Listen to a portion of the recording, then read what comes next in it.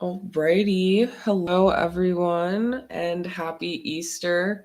Welcome back to myself, 7X, or Suddenly Paranoid, talking about whatever it is that was put on my heart and mind to talk about today. And as you see by the title, aliens, demons, Thanos, and why I don't have a TV. Um, I'm gonna just go ahead and say it off the bat. I can be slightly conspiratorial, but the angles I take, I think, are a bit unique, I might say, compared to some people. But I had to write a few points down, A, so that I don't like ramble for too long, but then B, so that I actually stay on track and can like create a cohesive thought here because it's easy to get distracted with some of these things. Um, but to start, so I do not have a TV. That is true. That's a fact. It's been that way. Honestly, ever since I moved out of my parents' house. Um, so even in college and since I've lived alone, I have not owned a television. Um, and at first, I honestly never really watched TV that much. My family did a pretty good job of like trying to keep me safe as I was raised in like the early 2000 time period mostly. Um, so with that, it comes with a lot of like television, a lot of new influences, the internet. Like I remember like the Blackberries, things like that. And they always tried to do a good job of like sheltering me. So I honestly never had like a huge habit of watching TV. I never had one in my room at my parents' house. And don't get me wrong, like I did watch TV growing up. Um, like I loved American Horror Story, The Walking Dead, especially once I was older and I had more freedom. But when I was a kid, like I couldn't even watch SpongeBob. But anyway, so now in my adult life, I choose not to have a TV because A, I can still enjoy media on my phone or on my computer, but I find it slightly less convenient than having like a giant screen in your living room at all times that you can just turn on and have going and like anything can be playing and you're just constantly sucked in and spending time there.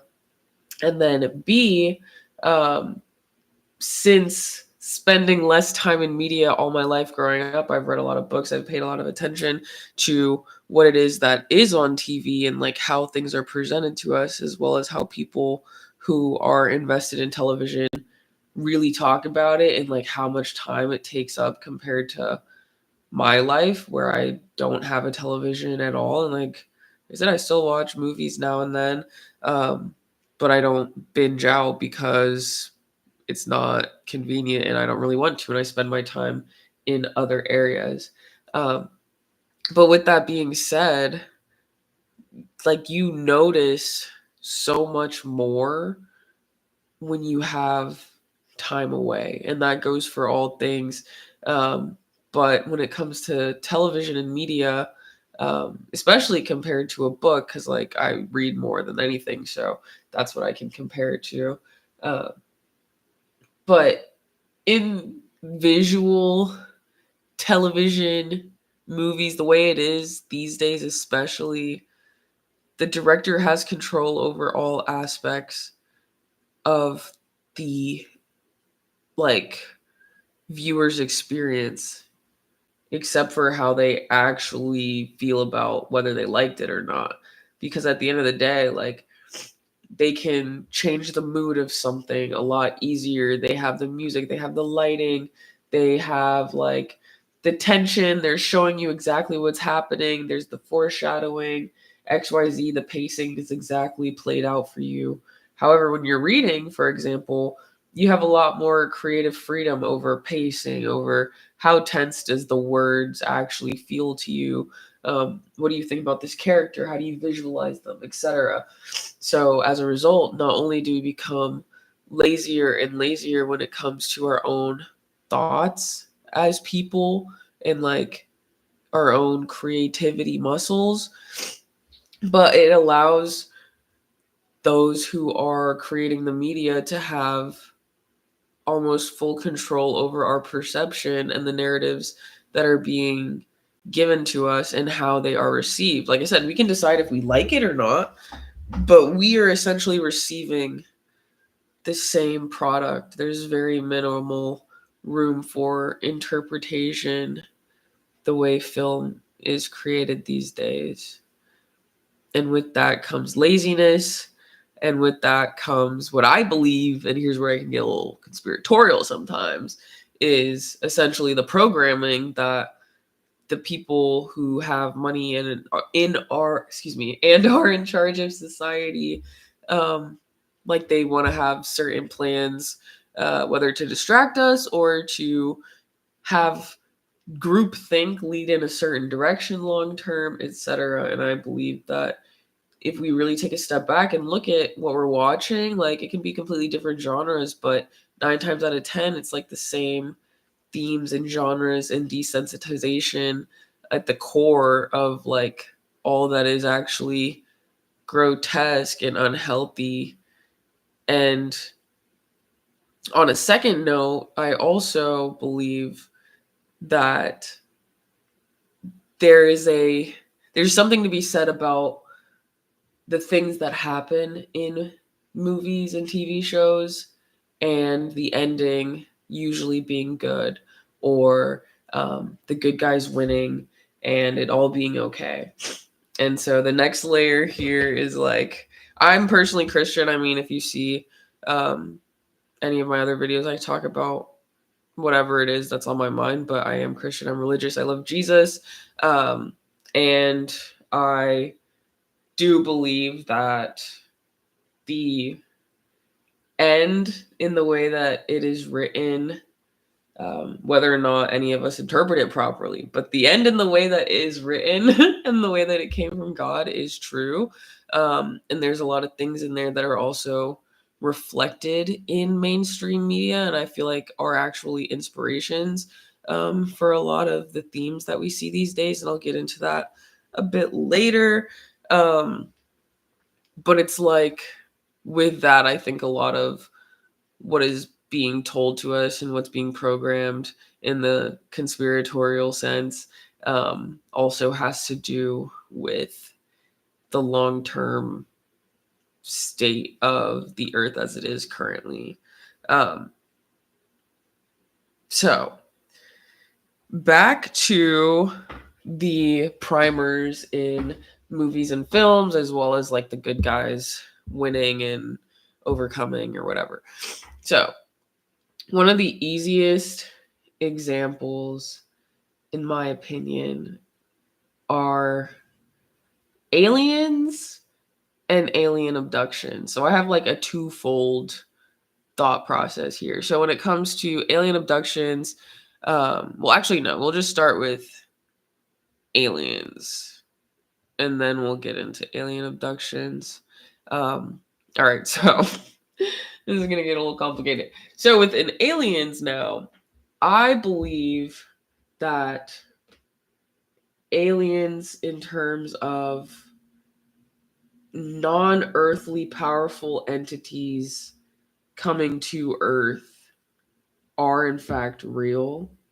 However, I believe that they are like 9 times out of a 10 a demon on Earth. And the reason that I say that, like, and then the other, like 1 out of a 10 would be an angel. However, um, as I said, the reason that I say that is if it's an angel, if there is ever a real angel, and I firmly believe this, and it appears to any human, an angel of the Lord that is still in good standing, it will declare itself to be from the Lord.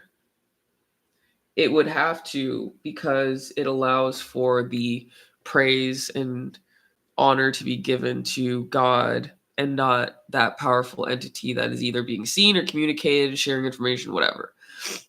In those 9 times out of the 10 where I'm saying it's a demon, it is because that entity is not declaring itself to bring glorification to God the Father as he is in the risen Jesus Christ. Therefore, even now, as the government starts to reveal information about, oh, we got an alien, we've been studying them, da da da da. Yeah, I don't think they're wrong. I believe it. Shoot, I believe that those things are real, but those are demons.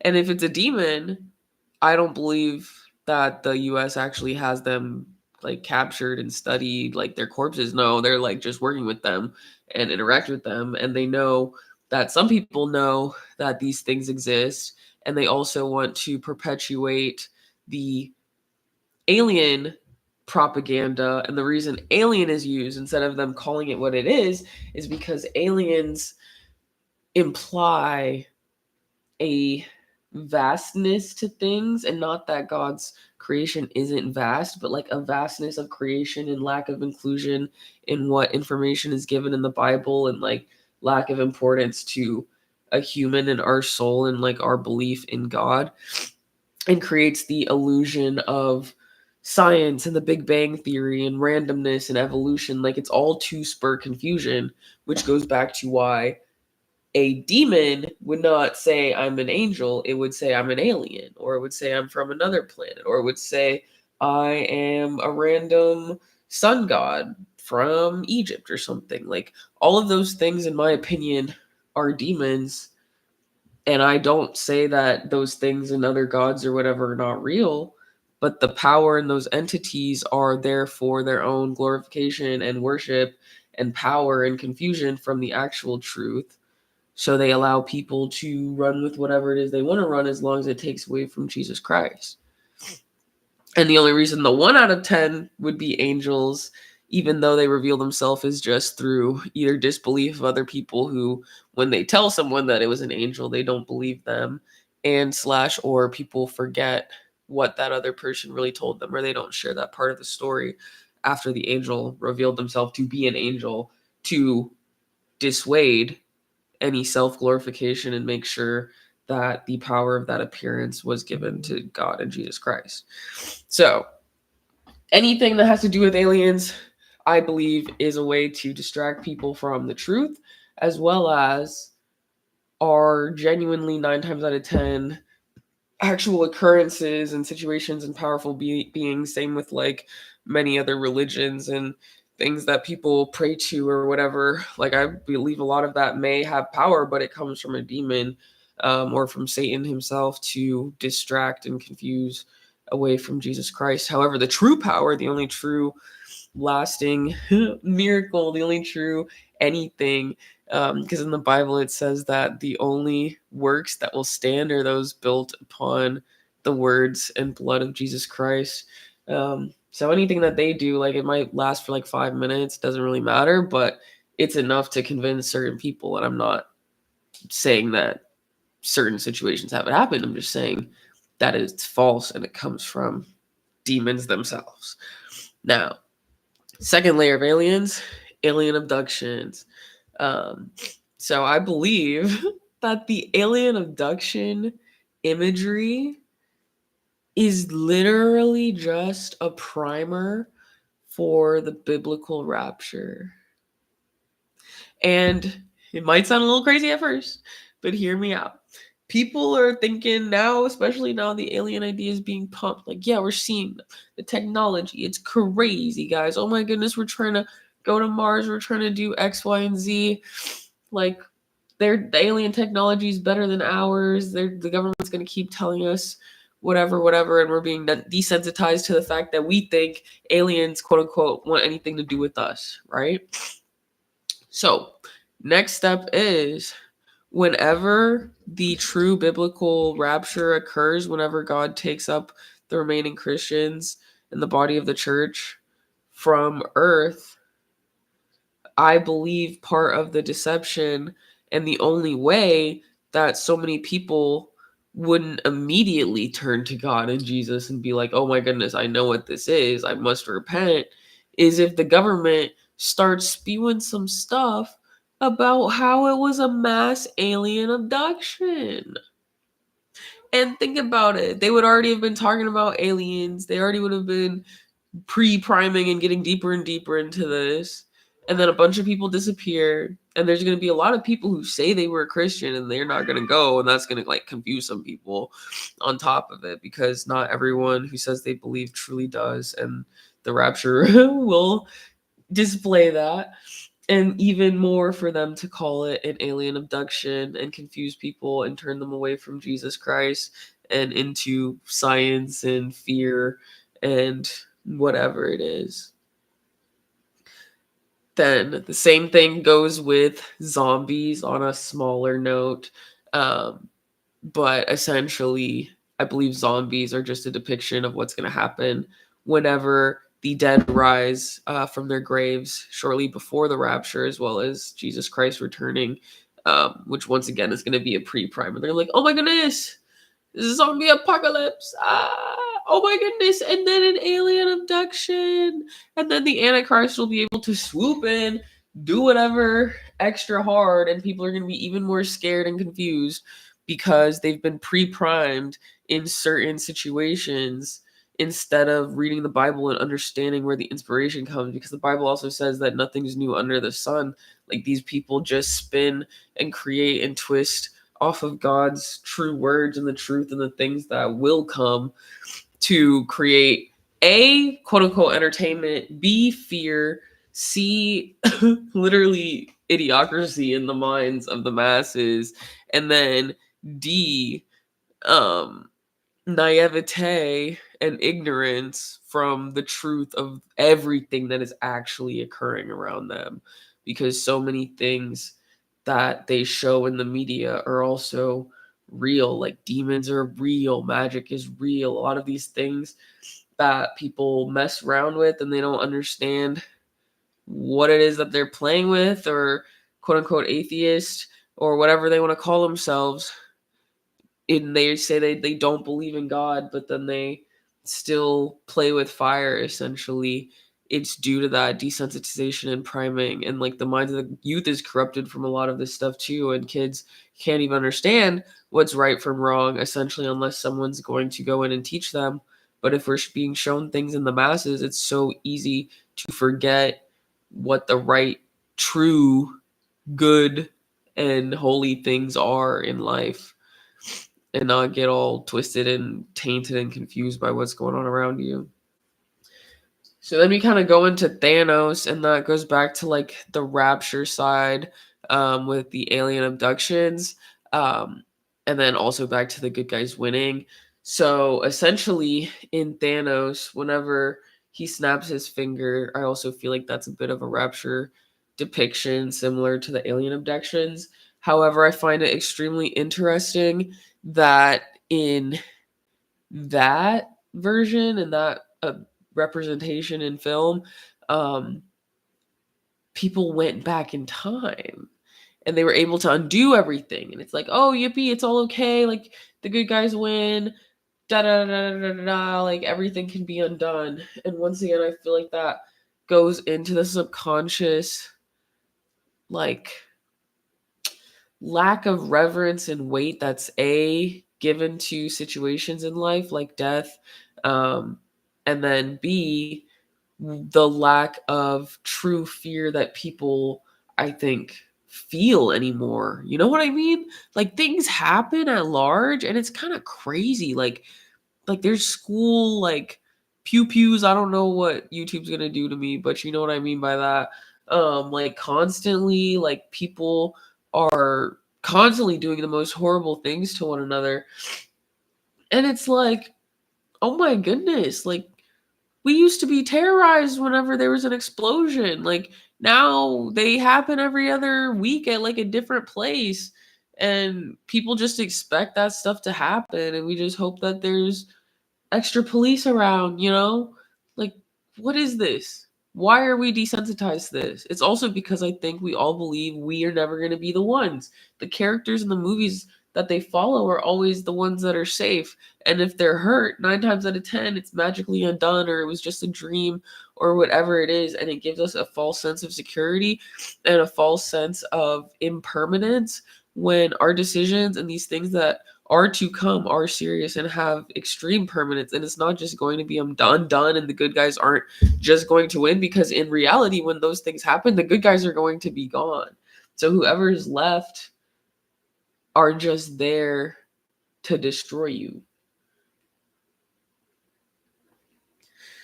And on a next level, and I'll just briefly touch on this before I end my random ramblings for tonight. Um, but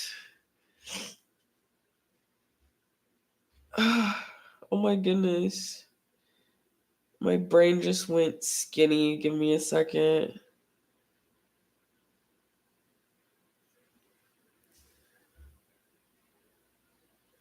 Oh, I remember now. Yes. Okay.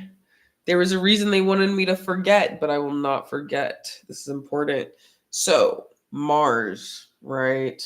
Colonizing Mars or the moon or any other planet for that matter has been a really big topic of discussion lately. And once again, I'm just going to say, like, all of these are my conspiratorial ramblings and how I feel.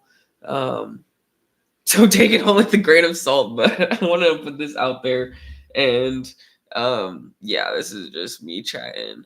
But anyway, so I personally don't believe, like, for backstory, I don't believe that we can actually leave the firmament of Earth. Like, I don't know how big the Earth is. I'm not going to say whether it's flat or a globe. Like, I don't really care about that. That's not my point. The point is, I don't think we can leave a certain portion of Earth's atmosphere up to a certain point. I don't think we've been to the moon, etc., etc. Now, are there other planets and stars and stuff? Yeah, like there's definitely other things up there in space. But I don't believe we as humans have been there, nor are we meant to go there. And that kind of just goes back to the Tower of Babel situation where they tried to build like a tower to heaven. So I feel like us trying to manifest destiny outer space is like just once again not something we're even supposed to try to think about doing. So I don't believe we've ever been there. And I feel like some of the recent airplane situations is just a reminder of the humbling that we need to remember as people, in terms of like we are not supposed to be up there. That's not for us. God gave us more than enough on this beautiful planet and we need to take care of it. Now back to Mars. So with that, he gave us this beautiful planet. By he I mean God, Jesus Christ. He gave us this earth that we should take care of it and everything on it and enjoy the creation. Meanwhile, most of the things and people in power and corporations are just driving greed and destruction and pollution and all this stuff that's destroying our beautiful planet for literally nothing and for money. And in the back of the way, they're just constantly pumping.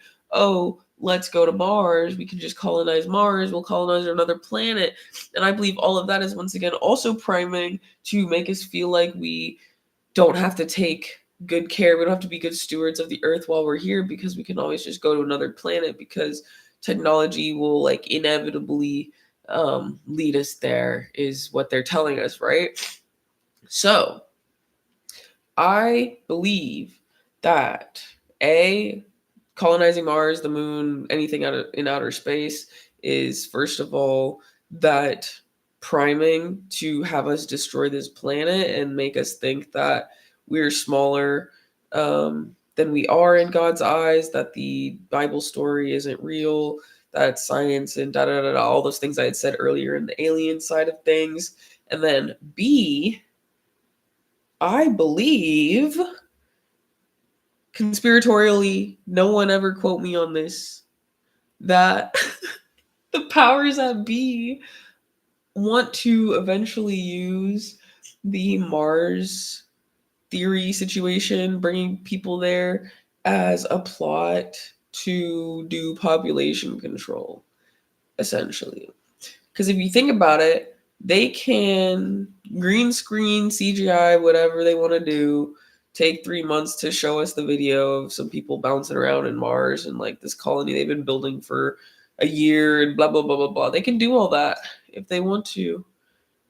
And meanwhile, the ding dongs on Earth who believe in it, and I talk to people these days like that are just like, yeah, I can't wait, like blast me off, da da da. Like people are so ready for that. People want that. They crave it. We as people in humanity in general, and that's why, like I said, I don't believe we were even supposed to go to space. We are not meant for that. It's like a weird power craving and like expansionism. Like we have more than enough here. Like let's just say thank you, God. Like you can go across the street and see a flower you never seen before. Like why are we trying to go into outer space? Like we haven't even seen the ocean for real. Like what are we even doing? But anyway, so back to crunchy heads who want to go to Mars. So people already want to go to Mars. Imagine what it's like after like the 2.5 year long psyop where they build like this beautiful Mars colony in like a greenhouse or something. Um, and everyone's even more ready to go. And then we're extra polluted on Earth because people stop caring because of the Mars mission that's supposedly happening. And we're just getting cooked and cooked and cooked. And there's wars and tensions and blah, blah, blah, blah, blah, blah, blah, blah, blah. Right? And then they keep selling us the idea, but we're going to go to Mars soon. Save up your money. Give us that $25,000 ticket or whatever it is to make it quote unquote affordable for like the back seat. And then if you know you want to ride first class, you can give us a $60,000 ticket and you can have like an extra big bunker and whatever for your 3 month space mission. And make sure that if your family or whoever your friends are aren't coming with you on your mission, that you go ahead and tell them goodbye because 3 months is a really long time and you won't be able to see them again until they come up there because we only have like the one signal for the one at the space station and we can't have everybody calling their friend. Like they're just gonna have all these excuses, right? And everyone's gonna be like, oh my gosh, this all makes so much sense.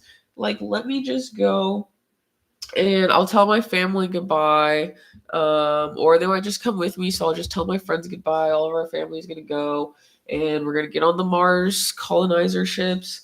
They'll be there soon, so we don't even have to worry. They'll come on the next rocket in 2 months, so no need to worry about FaceTiming them in 3 because they'll be there soon, right after us.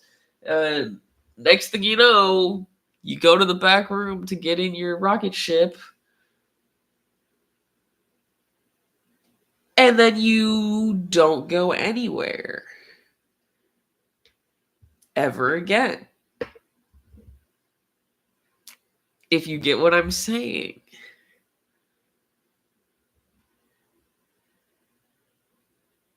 And then in a few months to a year, the elite, the powers that be, in my conspiratorial theory, that would have control and agency over this plan, priming, and mission, would have successfully removed a large portion of the population, consolidated more wealth in what I imagine would be a much more desperate world once they get to that point, and then be able to rebuild whatever type of world they want at that point. Which also kind of goes back to some of my other pre-theories about aliens and zombies and the whole 9 yards. But this has almost been 30 minutes, so I am gonna stop this soon, and I'll just end it with once again. This has been some of why I don't own a TV. I find that the more time, I would say I like to spend at least 30% of my day thinking, like actively thinking, and then thinking about my thoughts because it helps me understand myself, where those thoughts are coming from, where they're going, and how I can actually lead myself and my thoughts to where I want them to be. So that's food for thought for you as well, even if you own a TV. Maybe less time, maybe read a book, I like to read. I like to garden. I like to run. There's plenty of time in the day for enriching things. You could paint a picture. I feel like it's important to create something similar to my last video. That's kind of the theme, why it's important to create for yourself, to see what you make. Don't judge yourself for what you make. Just be happy that you contributed to this world instead of taking away from it. Because I think we're way too used to only taking and being so caught up with the perfection of the product we create when we don't realize that it's unique, it's individual, it's not cookie cutter and standard, and there's beauty to that as well. And in spending more time in your own thoughts, you can become less standard and cookie cutter than those that are watching the same shows with the same lighting, the same music, same prose. Sorry, I love poems. Um, but it's true. It's fed to us. At least have some agency of your thoughts and where they go. And this has been tonight's episode of Suddenly Paranoid. Thank you. Happy Easter. Until next time.